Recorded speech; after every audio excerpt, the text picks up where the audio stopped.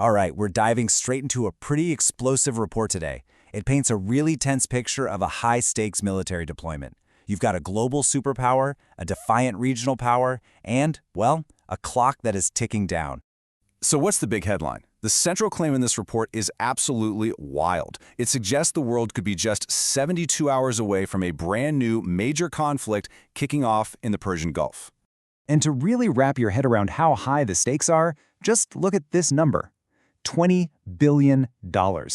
That's the staggering price tag of the single asset at the very heart of this whole thing. And what is that $20 billion asset? It's the American aircraft carrier, the USS Abraham Lincoln. But here's the kicker. According to the source we're examining, it's not just on a routine patrol. It's on a collision course, heading straight for Iranian waters. Okay, so let's break this down. This 72-hour countdown, what's the deal? The way the report frames it, the carrier's arrival isn't a maybe, it's a win. It sets a very specific and, let's be honest, a very short timeline. And this quote from the source material, wow, it just captures the tension perfectly. It sets a deadline and then just leaves you hanging. What happens next? Nobody knows. That creates a huge sense of uncertainty, right? So you have this massive carrier steaming towards Iran. What does the actual military situation look like? Well, the report doesn't paint this as a one-sided show of force at all. No, it's framed as a direct challenge between two pretty capable adversaries. On the American side, you've got the immense power of the USS Abraham Lincoln. The source literally calls it a mobile military base, and for good reason. It's basically a floating fortress carrying nearly 100 aircraft. We're talking F-18 fighter jets, super sophisticated electronic warfare plans, the whole 9 yards. But here's where it gets really interesting. The report creates this symmetric threat. It's not just about U.S. power. It contrasts the carrier's advanced defense systems with what it claims are Iran's new carrier-killer missiles. They even suggest they could be hypersonic weapons, designed specifically to beat those very defenses. And to back this idea up, the source brings up a fascinating claim. It says that in the past, U.S. carriers actually had to pull back from older Iranian-made missiles that were being used in Yemen. So the question it's posing is pretty clear. If the old tech was already a threat, what could the new tech do? But look, this showdown isn't happening in a vacuum. It's not just about the US and Iran. The report argues this is just one move on a much, much larger global chessboard, and you can bet other major powers are watching every single second of it. So, let's start with China. The source portrays Beijing as way more than just a spectator here. It suggests they're a key player with a huge strategic interest in how this whole thing goes down. And the logic presented by the source is pretty straightforward. First, the carrier is coming from the South China Sea, which is basically China's backyard. Second, a conflict with Iran would be the perfect distraction, pulling U.S. focus and resources away from Asia. And third, the benefit? A major U.S. setback, especially losing something as valuable as an aircraft carrier, would be a massive strategic win for Beijing.